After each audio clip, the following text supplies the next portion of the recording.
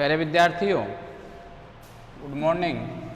हम बात कर रहे थे आपसे जो बीए पार्ट फर्स्ट और एमए फाइनल के जो टॉपिक चल रहे थे उनकी हम बात कर रहे थे और उनमें हम पढ़ रहे थे वृषण के प्रमुख प्रकार, टाइप ऑफ प्रिसिपिटेशन की हम आपसे बात कर रहे थे, जिनमें हम सामान्य प्रकार की वर्षा और ओरोग्राफिक प्रिसिपिटेशन के बारे में आपसे चर्चा कर ली थी। अभी हम जो बात करने जा रहे हैं आपसे वह हम कर रहे हैं जो अंतिम प्रकार की वर्षा है, जो वृषण है वह है चक्रवातीय वर्षा, अर्थात फ्रंटियल। हम बात करें फ्रंटियल, और फ्रंटियल जो प्रिसिपिटेशन है हम उसकी आपसे बात कर रहे हैं। जो फ्रंटियल प्रिसिपिटेशन है मुख्य रूप से हम बात करें कि यह वृषण का हमारे पास में अंतिम और कौन से प्रकारों में शामिल हो रहा है। यह वृषण के हमारे तृतीय प्रकारों में शामिल हो रहा है कि जो तीसरा और अंतिम प्रकार है वृषण का वह हमारे पास में आ रहा है। बात करते हैं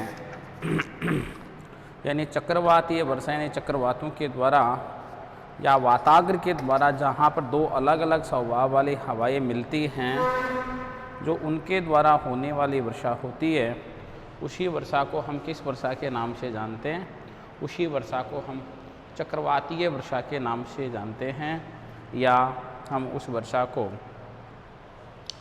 जो फ्रंटियल होता है, वाताग्र होता है, जहाँ पर दो अलग अलग स्वभाव वाली वायु राशियाँ मिल जाती हैं और वहाँ पर एक ढलवा सीमा का निर्माण कर देती हैं, हम वहीं की आपसे बात कर रहे हैं प्यारे विद्यार्थियों। तो देखिए, यदि हम वहीं की बात करें आपसे और उसी टॉपिक से संबंधित हम आपसे बात करें तो हमारे पास में आता है, मुख्य रूप से हम बात करते हैं कि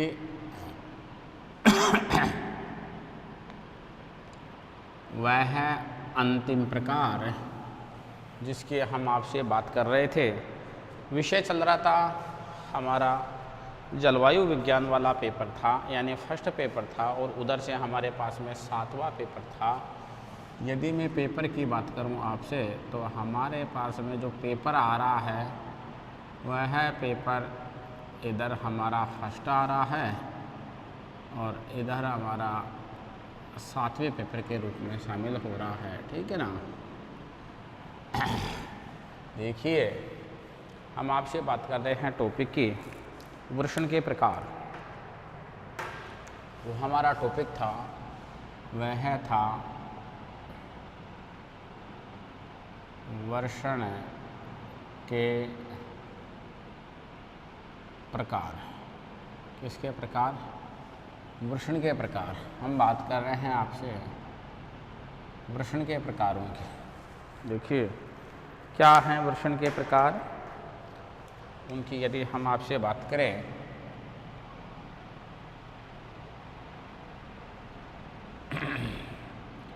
तो पहला प्रकार हमने सामान्य कॉन्वेंशनल प्रिसिपिटेशन के बारे में पढ़ लिया था। दूसरा हमारे पास में जो प्रकार आ रहा था वह ओरोग्राफिक प्रिसिपिटेशन के बारे में पढ़ लिया था। और तीसरा जो हमारे पास में प्रकार आया वह है चक्रवातीय वर्षा। कौन सी वर्षा? यानी जो थर्ड प्रकार का हमारे पास में जो वर्षा का जो प्रकार आ रहा है वह वर्षा कौन सी है?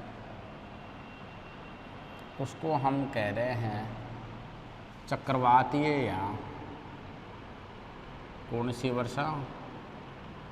वाताग्रीय वर्षण, यानी साइक्लोनिक या फ्रंटियल हम आपसे बात कर रहे हैं। इस प्रकार की वर्षा के वृषण की जो हमारे पास में तृतीय प्रकार में यह शामिल हो रहा है। किस में शामिल हो रहा है?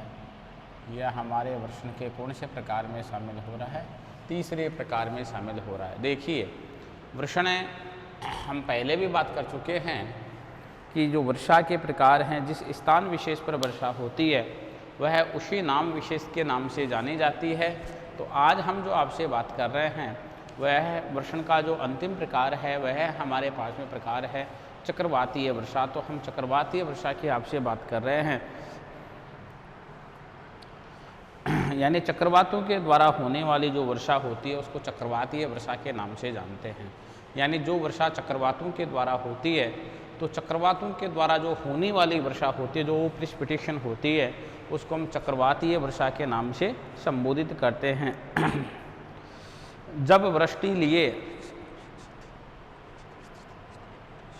यानी जब वृष्टि लिए हम बात कर रहे हैं, जब वृष्टि लिए अपेक्षित, जब वृष्टि लिए अपेक्षित विस्तृत एवं विस्तूल वायु राशियाँ, यानी विस्तृत यानी विशाल क्षेत्र में, स्थूल का मतलब भारी, वायु राशियाँ यानी एयर मासेज, यानी हम बात करते हैं जब वृष्टि लिए अपेक्षित, यानी जब वृष्टि लिए अपेक्षित, क्या, जब वृष्टि लिए अपेक्षित विस्तृत एवं विस्तूल वायु राशियाँ, यानी विस्तृत एवं स्थूल वायु राशियाँ, कौन सी वायु राशियाँ, स्थूल एवं विस्तृत वायु राशियाँ, यानी विस्तृत का मतलब विशाल क्षेत्र पर, स्थूल का मतलब भारी, यानी भारी का मतलब वेट होंगी तो ही भारी होंगी। तो जब जलवाष्प ले रखा है अर्थात वृष्टि लिए हुए है तो भारी होंगी, यानी वायु राशियों का अवरोहण चक्रवातों के द्वारा होता है। यानी इस प्रकार की जो वायु राशियाँ होती हैं उन वायु राशियों का अवरोहण किसके द्वारा होता है, इस प्रकार की वायु राशियों का अवरोहण चक्रवातों के द्वारा होता है। यानी किस प्रकार की, देखिए एक बार आप कॉन्सेप्ट पर चलिए, फिर उसके बाद में हम आपसे चर्चा करते हैं।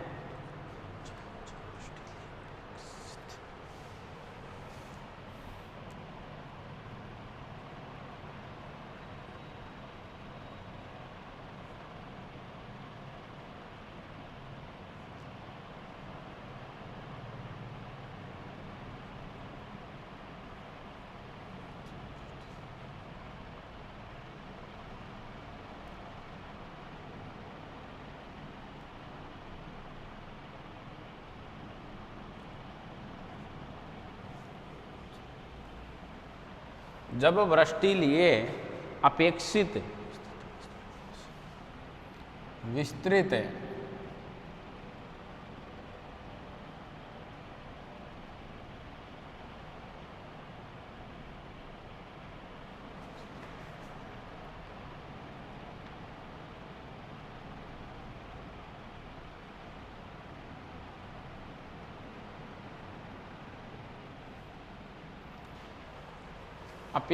विस्तृत एवं स्थूल वायु राशियों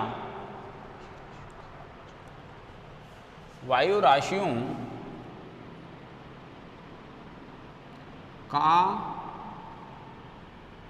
आरोहण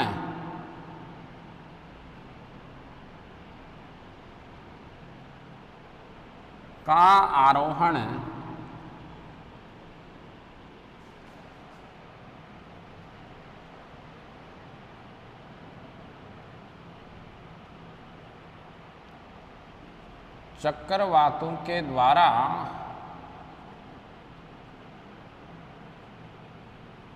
होता है, का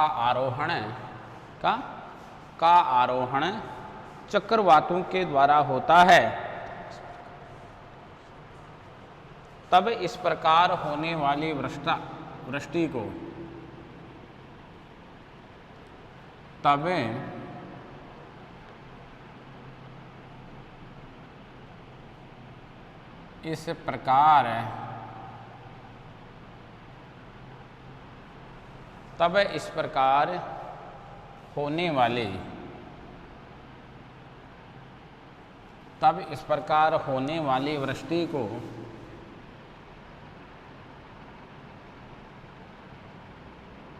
इस प्रकार होने वाली वृष्टि को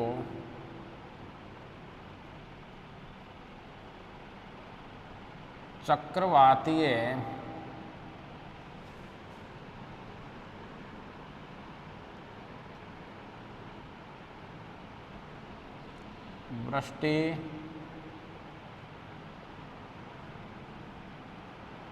कहते हैं।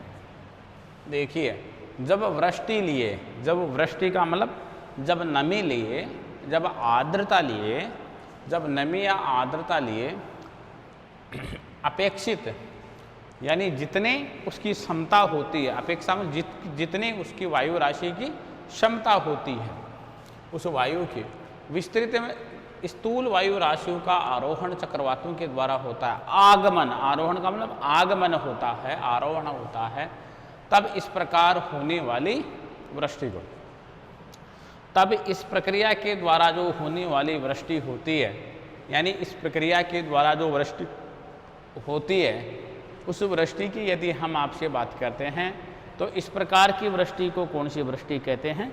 चक्रवातीय वृष्टि कहते हैं।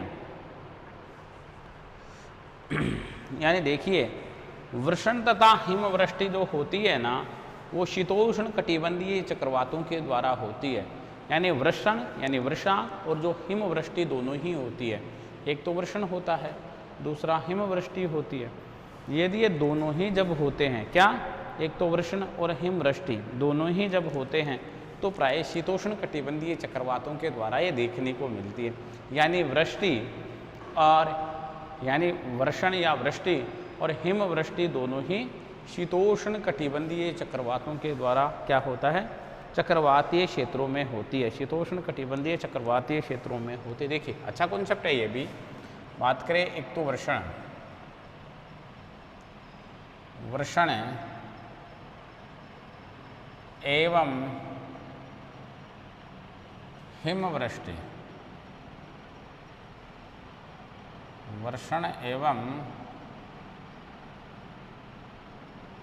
हिमवृष्टि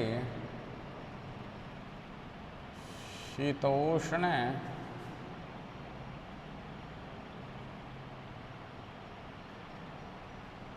कटिबंधीय, शीतोष्ण कटिबंधीय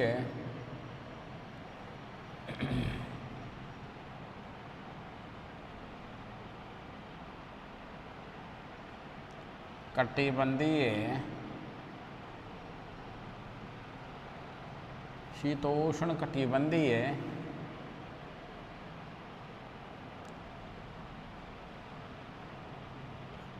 चक्रवातीय क्षेत्रों में होती है। देखिए आप, वर्षण एवं जो हिमवृष्टि होती है ना, वो चक्रवातीय यानी जो शीतोष्ण कटिबंधीय जो चक्रवातीय क्षेत्र होते हैं ना, उनमें ये दिखाई देती है। वहाँ पर अपने को देखने को मिलती है। एक तो वृष्टि एक तो वृष्टि यानी वर्षण, और दूसरा उसी के साथ साथ हमारे को दिखाई देता है हिमवृष्टि। हिमवृष्टि और जो वर्षण है वो हमारे को शीतोष्ण कटिबंधीय जो क्षेत्र, चक्रवातों के जो क्षेत्र होते हैं, वहाँ पर हमारे को क्या होता है, यानी हमारे को दिखाई देते हैं। देखिए,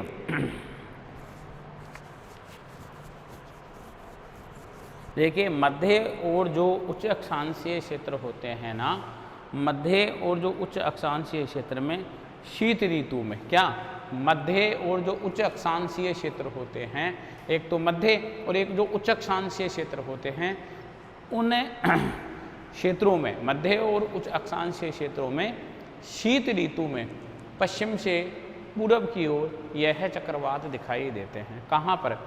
मध्य और जो उच्च अक्षांशीय क्षेत्र होते हैं, मध्य और उच्च अक्षांशीय क्षेत्रों में शीत ऋतु में, यानी विंटर सीजन में, ठीक है ना, यानी विंटर सीजन में, यानी इस प्रकार के चक्रवात चला करते हैं। और इन चक्रवातों की जो दिशा होती है, डायरेक्शन होता है, वह डायरेक्शन कैसा होता है? मैं शीतोष्ण कटिबंधीय चक्रवातों की बात कर रहा हूँ आपसे।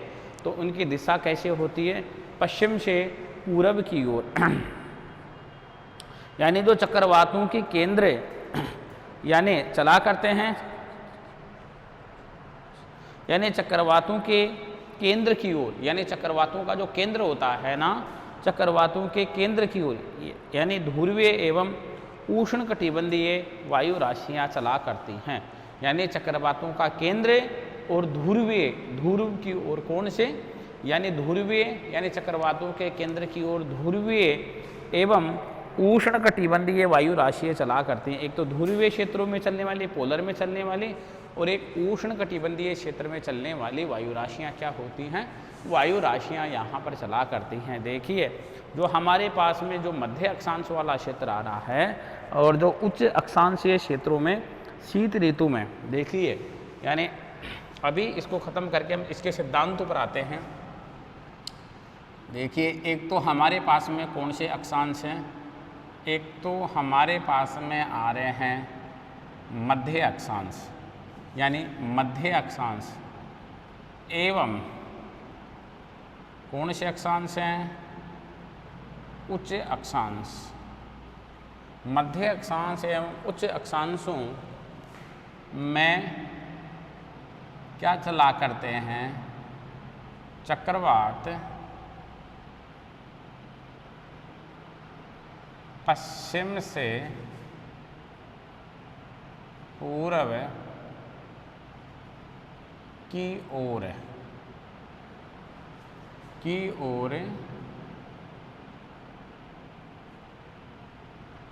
क्या होते हैं, पश्चिम से पूर्व की ओर चला करते हैं। पश्चिम से पूर्व की ओर क्या होते हैं, पश्चिम से पूर्व की ओर ये चलते हैं। अब चक्रवात का जो केंद्र होता है ना, चक्रवात का केंद्र, यदि हम चक्रवात के केंद्र की बात करें तो चक्रवात के केंद्र में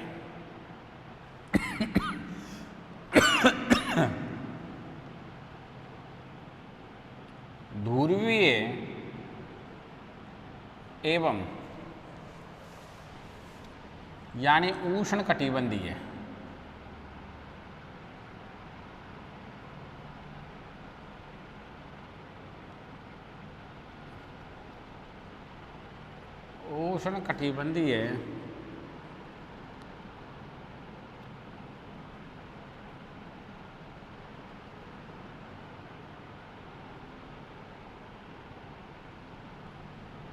वायु राशियां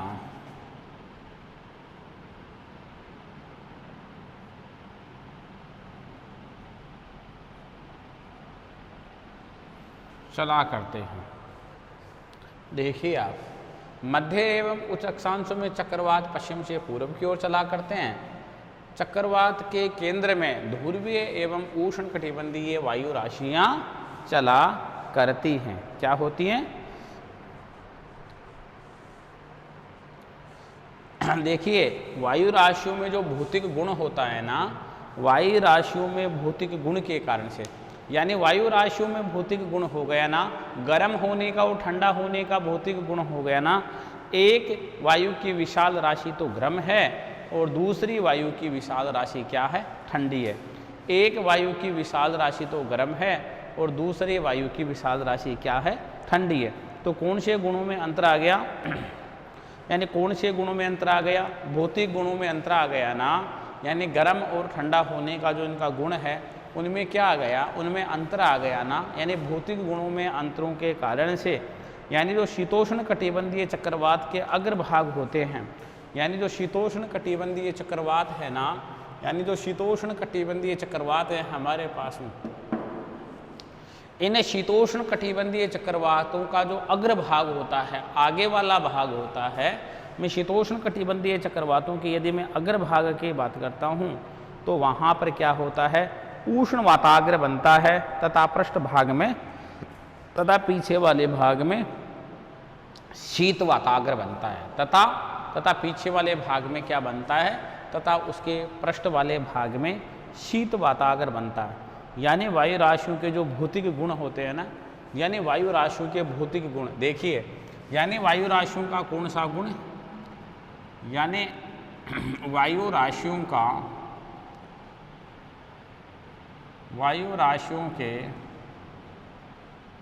भौतिक गुण के अंतर के आधार पर के आधार पर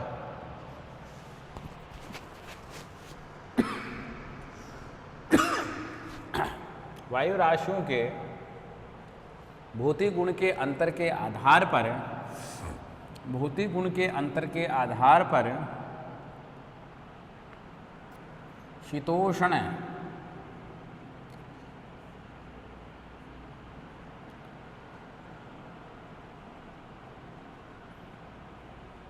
कटिबंधीय चक्रवात, देखिए शीतोष्ण कटिबंधीय जो चक्रवात हैं, यानी इनका एक तो है अग्रभाग, कौन सा भाग है? अग्रभाग। दूसरा कौन सा भाग है? पृष्ठभाग, ठीक है ना। एक तो अग्रभाग है और दूसरा कौन सा है? दूसरा हमारे पास में पृष्ठभाग है। तो जो अग्रभाग है ना, यहाँ तो बनते हैं उष्ण वाताग्र, उष्ण वाताग्र, और यहाँ बनते हैं क्या? शीत वाताग्र। यहाँ क्या बनते हैं? शीत वाताग्र। देखिए, यानी वायु राशियों के भौतिक गुण के अंतर के आधार पर शीतोष्ण कटिबंधीय चक्रवात के अग्रभाग में तो बनते हैं उष्ण वाताग्र। देखो अलग अलग वायु राशियाँ हो गई ना, एक गर्म हो गई, दूसरी शीत हो गई, तो भौतिक गुणों में अंतर हो गया ना। तो उष्ण वाताग्र और कौन सा वाताग्र हो गया हमारे पास में? दूसरा वाताग्र हो गया शीत वाताग्र। तो दोनों में क्या आ गया? दोनों में अंतर आ गया ना। दोनों वायु राशियों के स्वभाव में क्या आ गया? अंतर आ गया ना, आ गया ना।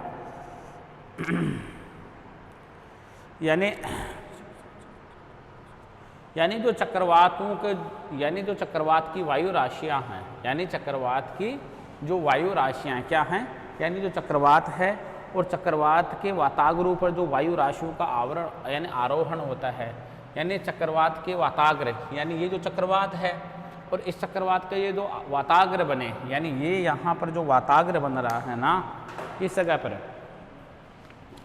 यानी ये चक्रवात का कौन, वायु राशि का कौन सा भाग है? अग्रभाग। ये वायु राशि का कौन सा भाग है? पिछला भाग। इसका मतलब उस वायु राशि के अगले भाग में तो हमारे को क्या मिल रहा है?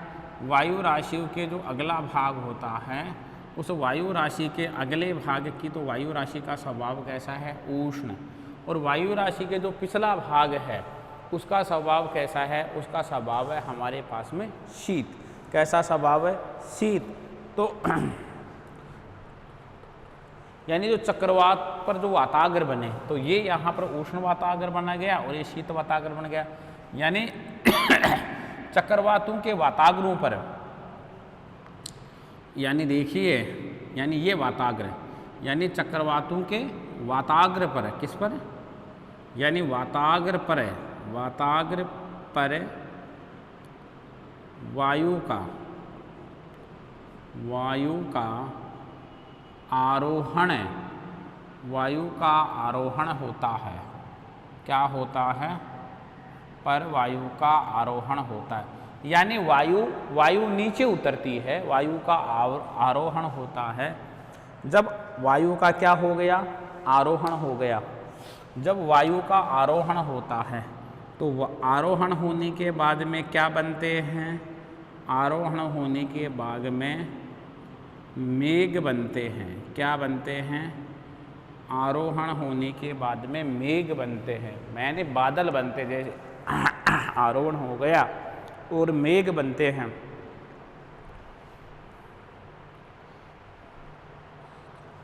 यानी जो उष्ण वाताग्र क्या बनते हैं? मेघ। अब मेघों से क्या होती है? वर्षा होती है। जो ये उष्ण वाताग्र पर मेघ बने, यानी मेघ बने, तो मैं आपसे बात कर रहा हूँ किसकी? यानी जो उष्ण वाताग्र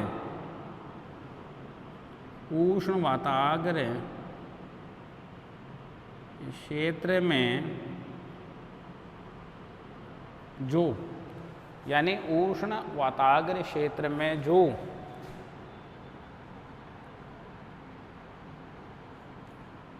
मेघ बने उनसे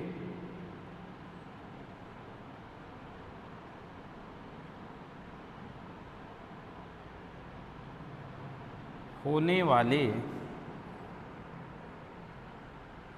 वर्षा, उनसे होने वाली जो वर्षा है, उनसे होने वाली जो वर्षा है वह किस रूप में हो रही है?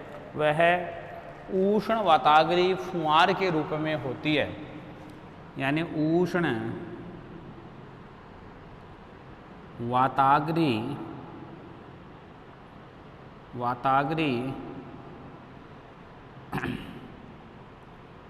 फुहार के रूप में, किस रूप में होती है? उष्ण वाताग्री फुहार के रूप में विस्तृत क्षेत्र पर होती है। विस्तृत क्षेत्र पर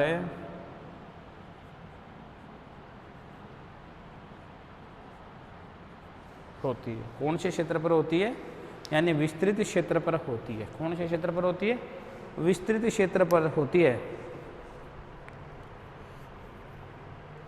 यानी जो शीतोष्ण कटिबंधीय चक्रवात उसके पृष्ठभाग में बनने वाले, यानी शीतोष्ण कटिबंधीय चक्रवात का जो पृष्ठभाग है, पृष्ठभाग में बनने वाले क्या,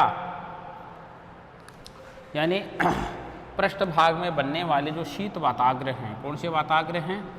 जो शीत वाताग्र है। तो शीत वाताग्र के द्वारा जो वर्षा होती है, शीत वाताग्र के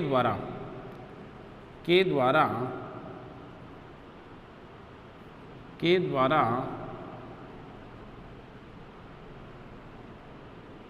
मूसलाधार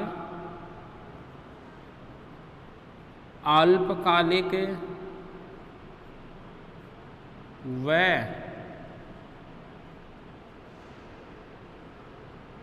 बिजली चमक के साथ वर्षा होती है। क्या होती है?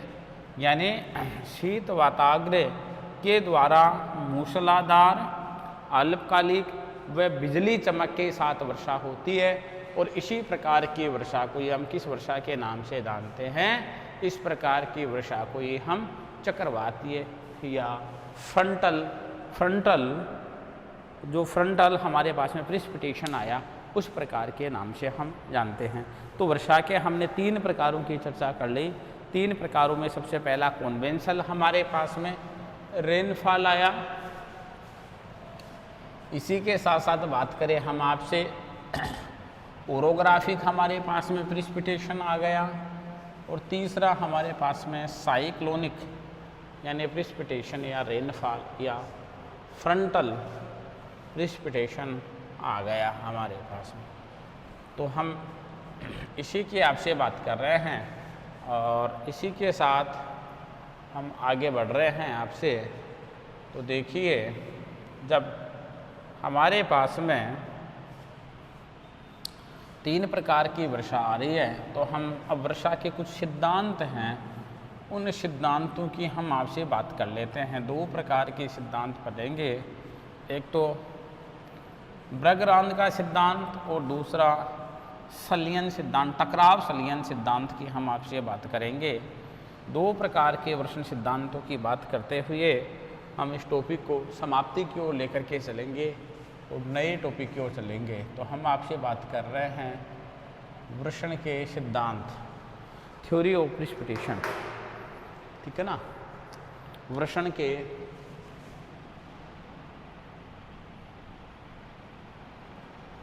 सिद्धांत,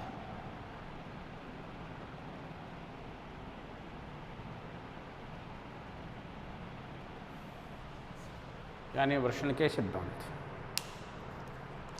देखिए, थ्योरी ऑफ प्रेसिपिटेशन की हम आपसे बात कर रहे हैं, यानी वर्षण के प्रमुख सिद्धांत कौन कौन से हैं, यदि उन्हीं की हम आपसे बात करते हैं, किस प्रकार से यह वर्षण के सिद्धांत हमारे पास में काम करते हैं, उन्हीं की हम आपसे बात कर रहे हैं। देखिए, यदि वर्षण के सिद्धांतों की हम आपसे बात करें तो सबसे पहला जो वर्षण का हमारे पास में सिद्धांत आता है वह मेघ अस्थिरता या आइस क्रिस्टल का सिद्धांत आता है। सबसे पहला जो सिद्धांत आता है वह सिद्धांत आता है 1 नंबर, यानी जो वर्षण के सिद्धांत हैं वो वर्षा की बूंदों के निर्माण और वृद्धि की प्रक्रिया के आधार पर, यानी जो वर्षण के जो सिद्धांत हैं, यदि मैं वर्षण के सिद्धांतों की आपसे बात करूं तो वर्षण के सिद्धांत हम 2 प्रकार से निर्धारित करते हैं। एक तो वर्षण की बूंदें, एक तो वर्षण की बूंदों का आकार यानी वर्षण की बूंदें, और इसी के साथ साथ एक निर्माण प्रक्रिया में वृद्धि या निर्माण की प्रक्रिया, यानी वर्षण की बूंदों में बनने वाली, यानी वर्षण में बनने वाली बूंदों की प्रक्रिया के आधार पर हम मुख्य रूप से बात करते हैं के आधार पर, यानी हम इसके सिद्धांतों की चर्चा करेंगे। तो वर्षण के सिद्धांत हमारे पास में 2 आ रहे हैं, मेघ अस्थिरता या आइस क्रिस्टल का सिद्धांत। पहला सिद्धांत देखिए, पहला सिद्धांत तो आता है मेघ अस्थिरता।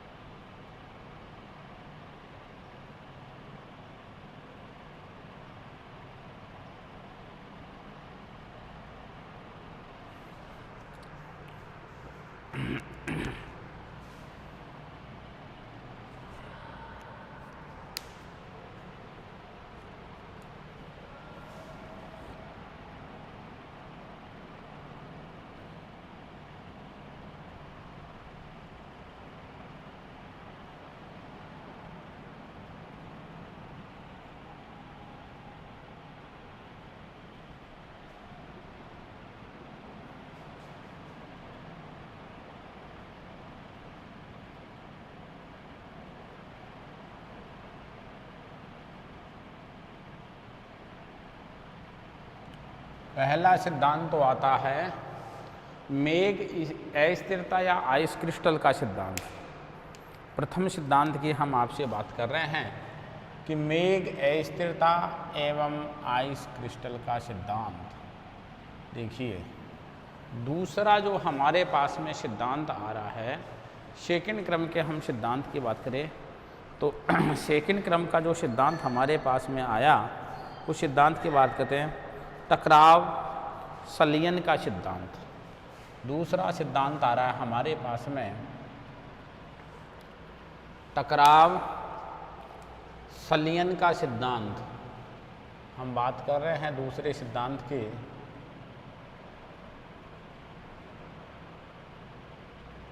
टकराव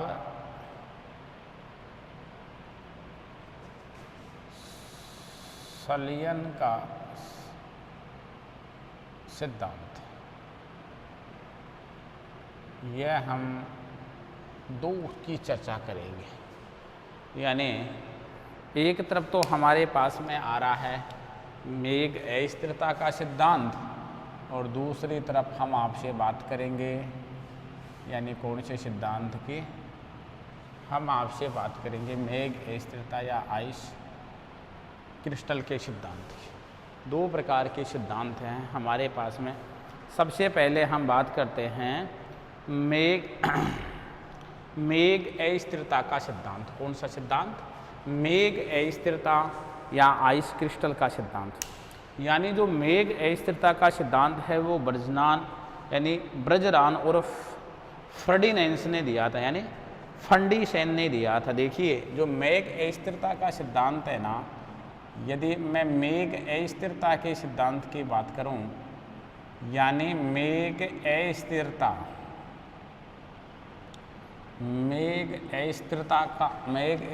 का सिद्धांत जो दिया था वह दिया था, किसने दिया था? यह दिया था बर्जरान।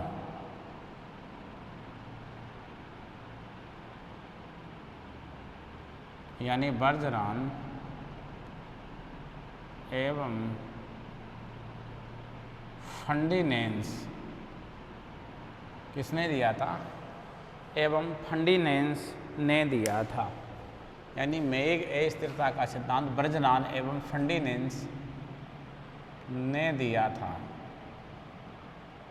ठीक है जी।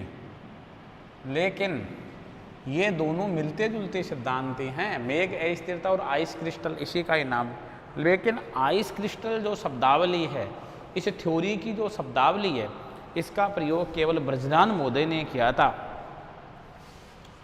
लेकिन जो आइस क्रिस्टल है ना, यानी आइस क्रिस्टल, हम आपसे बात करते हैं आइस क्रिस्टल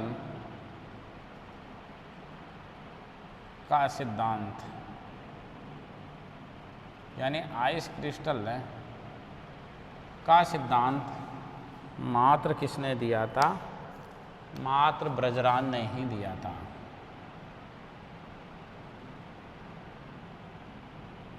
बर्जरान ने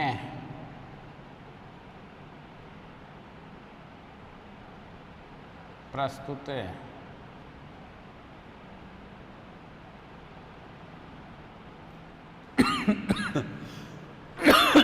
किसने प्रस्तुत किया था? यानी आइस क्रिस्टल का जो सिद्धांत है ना, वह है आइस क्रिस्टल का सिद्धांत बर्जरान ने प्रस्तुत किया था। किसने प्रस्तुत किया था? यानी आइस क्रिस्टल का सिद्धांत बर्जरान ने प्रस्तुत किया था। यानी जो मेघ क्या होती है, जो अस्थिर मेघ होती है, और जो अस्थिर मेघ होती है, उस अस्थिर मेघ का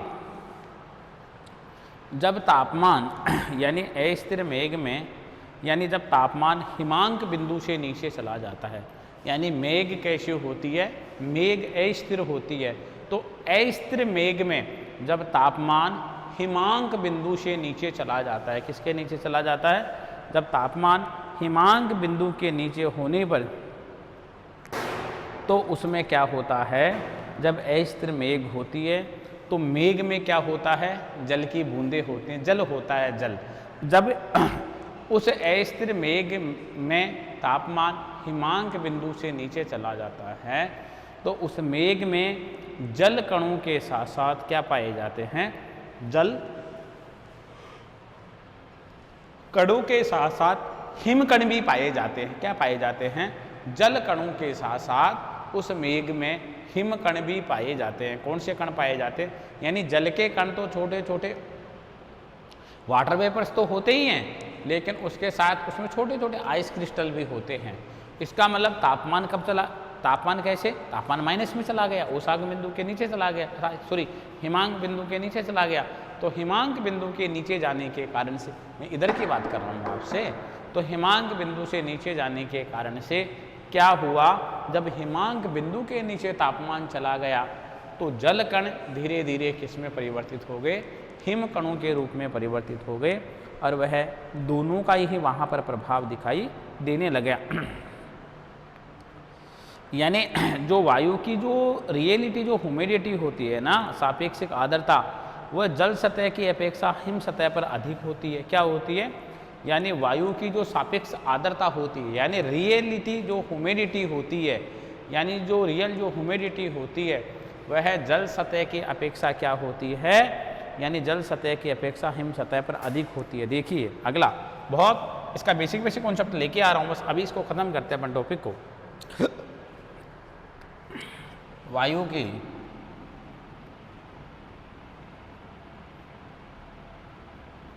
वायु की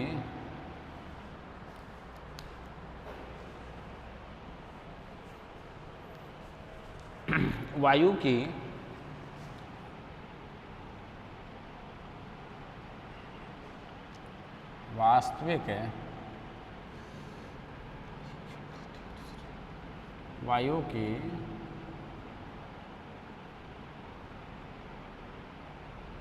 वास्तविक आर्द्रता जल सतह की अपेक्षा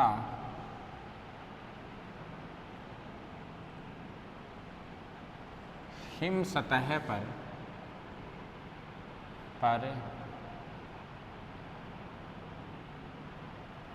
अधिक होती है। यानी वायु की वास्तविक आर्द्रता जल सतह की अपेक्षा, यानी वास्तविक का मतलब सापेक्ष आर्द्रता। कौन सी आर्द्रता? यानी आप इसको सापेक्ष आर्द्रता भी लिख सकते हो। यानी सापेक्ष आर्द्रता, कौन सी आर्द्रता? सापेक्षिक यानी रियलिटी, यानी सापेक्षिक आर्द्रता जल सतह की अपेक्षा हिम सतह पर क्या होती है? जल सतह की अपेक्षा हिम सतह पर, जल सतह की अपेक्षा हिम सतह पर अधिक होती है। क्या होती है? जल सतह की अपेक्षा हिम सतह पर अधिक होती है। वायु की जो सापेक्षिक क्या होती है? आर्द्रता।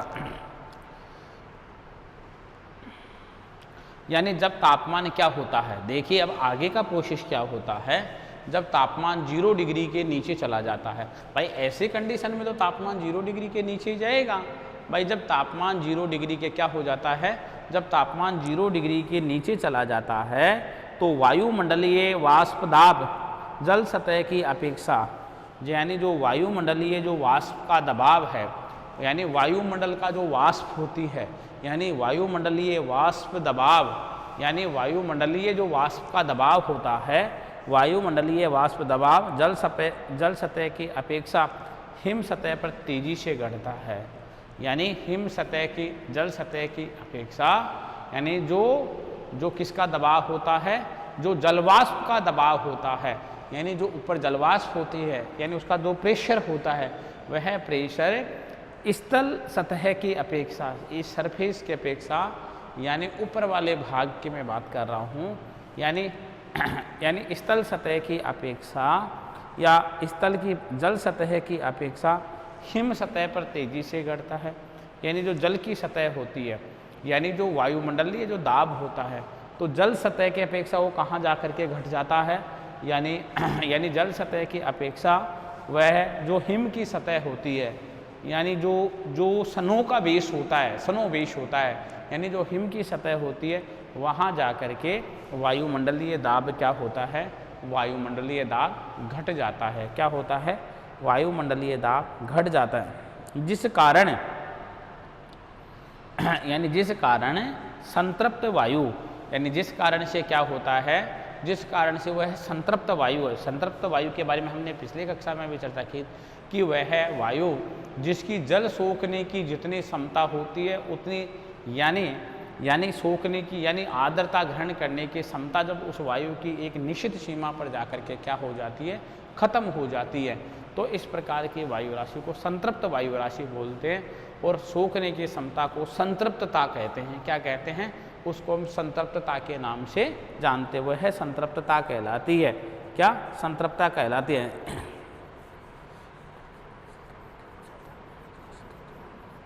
और जिस कारण से जो संतृप्त वायु का दबाव होता है, यानी संतृप्त वायु का दबाव होता है, वह संतृप्त वायु का दबाव हिमतल की अपेक्षा जल तल पर अधिक हो जाता है।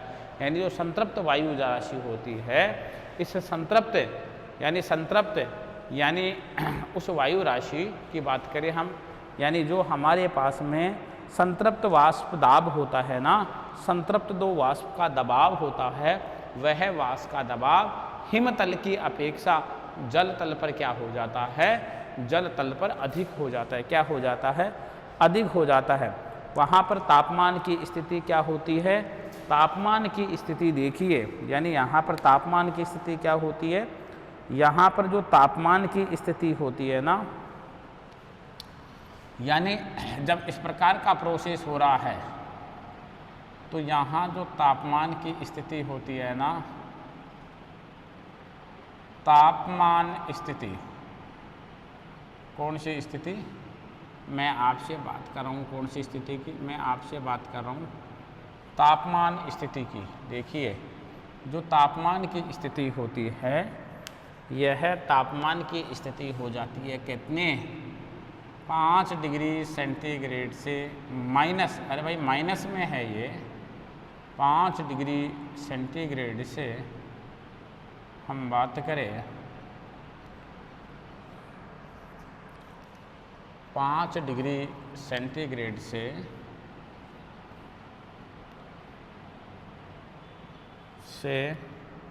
माइनस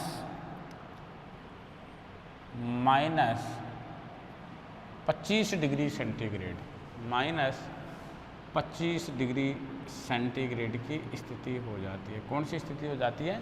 यानी तापमान की जो स्थिति माइनस में चली जाती है, क्या हो जाती है? और जल बूंद क्या हो जाती हैं? अति शीतल होकर के उनका वाष्पीकरण होता है। यानी जल बूंदें अति शीतल हो जाती हैं। यानी जब तापमान की स्थिति माइनस में चली जाती है तो जो जल की बूंदें होती हैं वो अति शीतल हो जाती हैं, और शीतल होकर के उनका क्या होता है?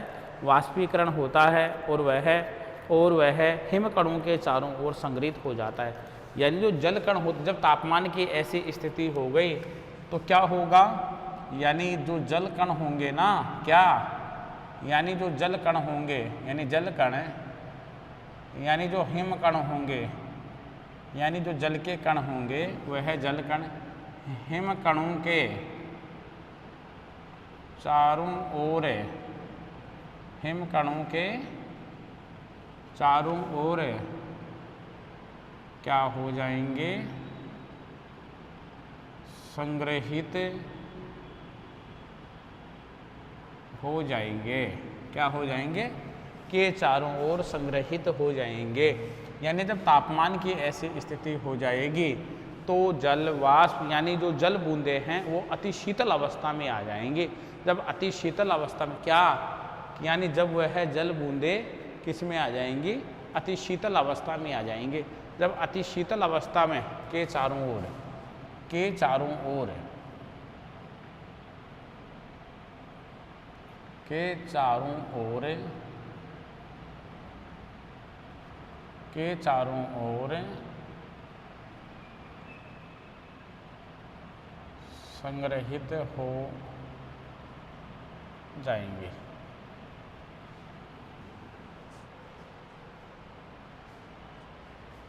हो जाएंगे, देखिए आप, संग्रहित हो जाएंगे। क्या हो जाएंगे?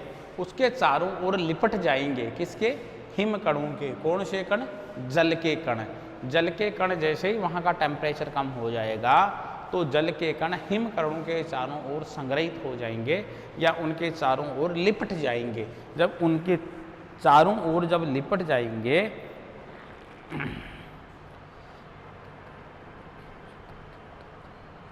यानी जिस तरह जल बूंदों के लिए आर्द्रताग्राही नाभिक की आवश्यकता होती है, ठीक है ना, जिस तरह जल बूंदों के लिए आर्द्रताग्राही नाभिक की आवश्यकता होती है, जल बूंदों के लिए किसकी आवश्यकता होती है? आर्द्रताग्राही नाभिक की, ठीक है ना, आर्द्रताग्राही नाभिक की आवश्यकता होती है। उसी तरह हिम कणों के निर्माण के लिए यानी हिमायन नाभिक कणों की आवश्यकता होती है। किसकी आवश्यकता होती है? हिमायन नाभिक कणों की आवश्यकता होती है। फ्रीजिंग न्यूक्ली की आवश्यकता होती है। किसकी आवश्यकता होती है? फ्रीजिंग न्यूक्ली की आवश्यकता होती है, ठीक है ना। यानी जल कणों के लिए किसकी आवश्यकता होती है? देखिए, यानी जो जल कण होते हैं, यानी जल कणों के लिए, जल कणों के लिए आर्द्रताग्राही हैं, यानी जल कणों के लिए किसकी आवश्यकता होती है? जल कणों के लिए, और वही जल कणों के लिए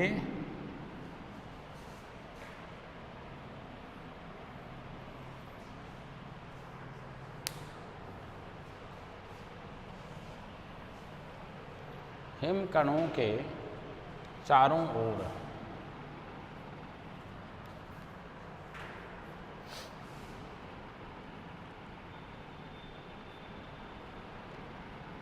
चारों ओर संग्रहित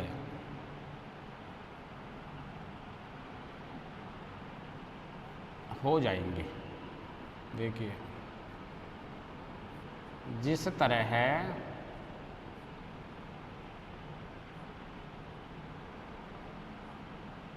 जल कणों के लिए, जिस तरह जल कणों के लिए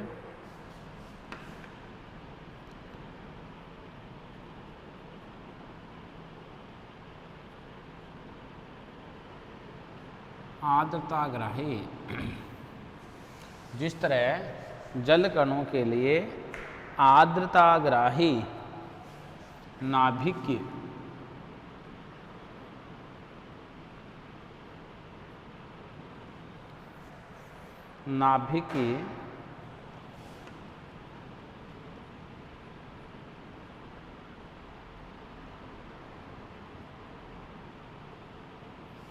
आवश्यकता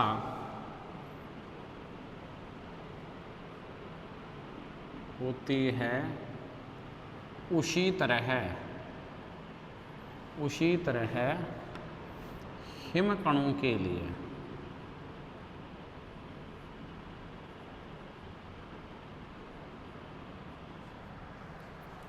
हिमायन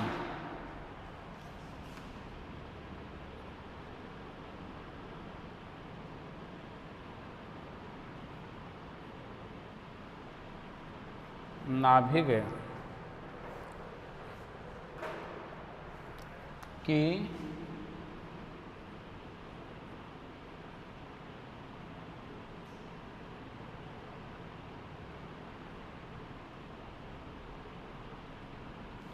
की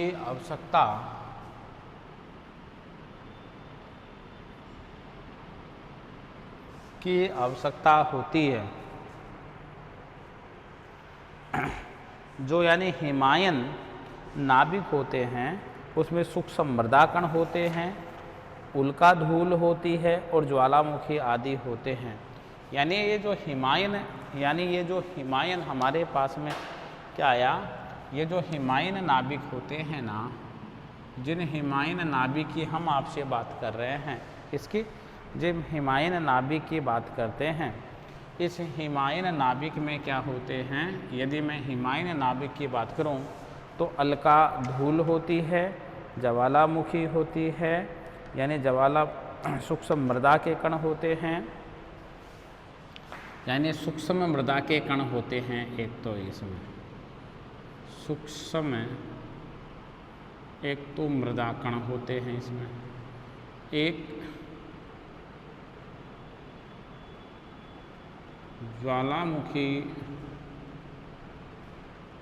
धूल होती है इसमें, एक इसके अलावा बात करें सूक्ष्म यानी उल्का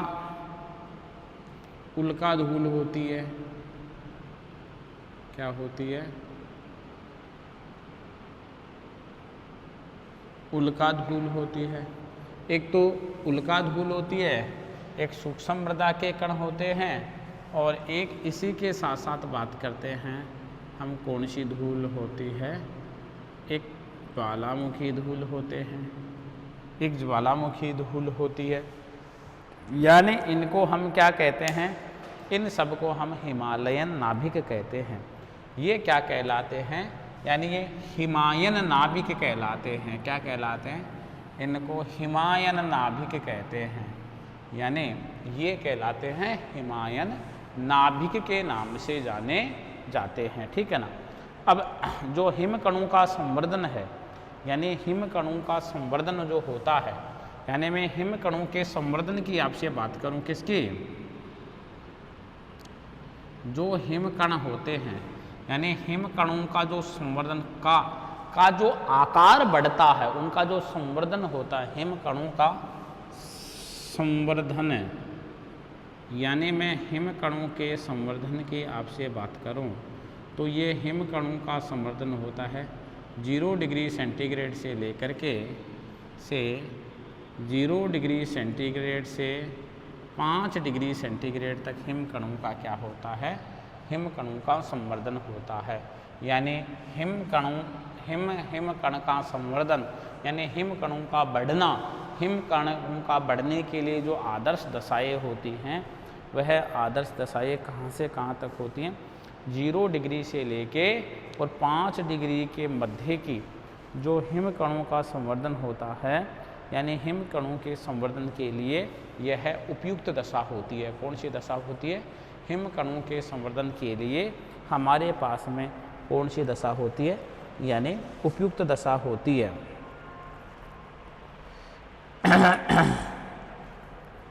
यानी जब हिम कण बड़े आकार के हो जाते, जब संवर्धन हो रहा है हिम कणों का, तो हिम कणों का आकार बढ़ेगा, यानी हिम कणों का आकार बढ़ेगा। जब यानी हिम कणों का संवर्धन हो रहा है तो हिम कणों का क्या बढ़ेगा? यानी हिम कणों का धीरे धीरे क्या बढ़ेगा? हिम कणों का आकार बढ़ेगा। क्या बढ़ेगा? यानी का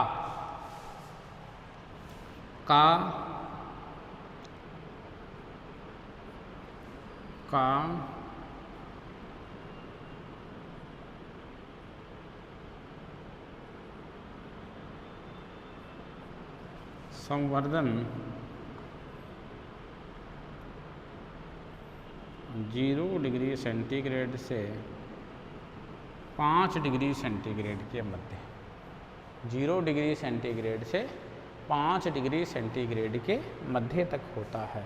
यानी जब हिम कणों का आकार बड़ा होने, यानी संवर्धन होगा हिम कणों का, हिम कण बढ़ेंगे तो उनका आकार भी बढ़ेगी, उनकी साइज भी बढ़ेगी। जब उनका आकार बढ़ जाता है, किनका? जब यानी हिम कणों का आकार बढ़ता है तो क्या होता है? उनके नीचे गिरने की रफ्तार वायु की ऊपरी मुखी प्रवाह गति से अधिक हो जाती है। यानी जब वो हिमकण नीचे गिरेंगे, क्या आकार बढ़ गया? तो आकार बढ़ गया तो वो ऊपर लटक के नहीं रह सकते, अब वो नीचे गिरेंगे तो वायु की जो ऊपरी मुखी जो हवा की गति होती है, उस गति से इनके गिरने की जो रफ्तार होती है वो रफ्तार क्या हो जाती है? अधिक हो जाती है। तो ये हिमकण क्या होते हैं? ये भारी हिमकण नीचे गिरने लगते हैं। क्या होने लगते हैं? यह भारी हिमकण नीचे गिरने लगते हैं। यानी ये जो भारी हिमकण होते हैं, ये भारी हिमकण नीचे गिरने लगते हैं। और यानी ये जब हिमकण 0 डिग्री से अधिक, यानी 0 डिग्री सेंटीग्रेड या सेल्सियस से अधिक गर्म मोटी वायु परत से होकर गिरते हैं, यानी ये हिमकण जब 0 डिग्री सेंटीग्रेड से अधिक वायु की मोटी परत से होकर के गिरते हैं, यानी गर्म मोटी वायु की परत से होकर के गिरते हैं। यानी जब ये हिम के कण ऊपर से नीचे की ओर गिरेंगे, लेकिन जब गिरेंगे तो 0 डिग्री सेंटीग्रेड उस परत का क्या होगा? तापमान होगा। जब 0 डिग्री सेंटीग्रेड तापमान होगा तो उस गर्म वायु की मोटी परत से होकर के गुजरेंगे, तो ये जो हिमकण है ना, ये हिमकण जल कणों के रूप में परिवर्तित हो जाएंगे और वे जल वर्षा की बूंदों में बदल जाते हैं और वर्षा क्या हो जाती है? प्रारंभ हो जाती है। ठीक है ना? हमने कहा कि हिमकण का क्या, हिमकणों का क्या होगा? हिमकणों का संवर्धन होगा। जब हिमकणों का संवर्धन होता है, किसका? जब हिमकणों का संवर्धन होता है तो हिमकणों के संवर्धन होने के कारण से क्या होता है? हिमकणों के संवर्धन होने के कारण से यदि हम आपसे बात करें तो हमारे को जो स्थिति दिखाई देती है वह यह स्थिति दिखाई देती है। मुख्य रूप से यदि हम आपसे बात करते हैं तो हमारे पास में जो स्थिति बन रही है वह यह स्थिति बनी कि जब वह हिम के कण यानी मोटी जो वायु की परतें होती हैं, यानी मोटी जो वायु की परतें होती हैं, उन मोटी वायु की गर्म परत से होकर के जहाँ का टेम्परेचर 0 डिग्री सेंटीग्रेड होता है, उस परत से होकर के वह हिमकण नीचे की ओर गिरेंगे तो वह जल बूंदों के रूप में परिवर्तित हो जाते हैं और उससे वर्षा प्रारंभ हो जाती है। इस प्रकार के सिद्धांत को मेघ अस्थिरता या आइस क्रिस्टल का सिद्धांत कहते हैं। क्या कहते हैं? मेघ अस्थिरता जो ब्रजनान और फर्डिनेस ने दिया है। किसने दिया है? जो ब्रजनान यानी ब्रजरान महोदय ने और फर्डिनेस महोदय ने दिया है। अगले सिद्धांत की ओर आते हैं हम प्यारे विद्यार्थियों। यदि हम अगले सिद्धांत की ओर आए आपके पास में, तो अगला सिद्धांत है हमारे पास में संलयन टकराव का सिद्धांत। कौन सा सिद्धांत है? अगला जो हमारे पास में सिद्धांत आ रहा है वह सिद्धांत आ रहा है संलयन टकराव का सिद्धांत। कौन सा सिद्धांत आता है? संलयन टकराव के सिद्धांत की मैं आपसे बात कर रहा हूँ। देखिए, संलयन टकराव के सिद्धांत में